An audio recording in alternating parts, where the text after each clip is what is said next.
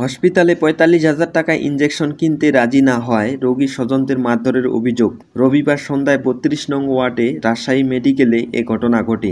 স্বজনরা জানান, রাজশাহী মেডিকেলে বাবু নামের এক ব্যক্তিকে ভর্তি করেন তার ভাগ্নে দেলোয়ার।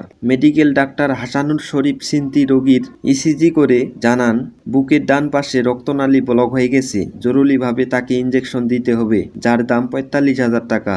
রোগীর স্বজনরা রাজি থাকলে ডাক্তারকে জানান। পরে রোগীর ভাগ্নে দেলোয়ার তার পরিচিত সাংবাদিককে বিষয়টি সম্পর্কে জানান। ওই সাংবাদিক হাসপাতালের হৃদরোগ বিভাগের প্রধান ডাক্তার জাহিদুর সাইদকে জানান। বিভাগের প্রধানকে ফোন দেয় সিন্তি ও তার সহযোগীরা দেলোয়ারকে মারধর করেন। দেলোয়ারের ফোন কেড়ে নিয়ে ওই সাংবাদিককে গালিগালাজ করেন। পরে গালাগালির অডিও সামাজিক যোগাযোগ মাধ্যমে ছড়িয়ে পড়ে। হাসানুর শরীফ সিন্তির দুর্ব্যবহার ও হুমকির কারণে রোগী নিয়ে পালিয়ে যায় স্বজনরা। হাসপাতালের পরিচালক ডাক্তার শামীম জানায়, বিষয়টি তদন্ত করা হবে।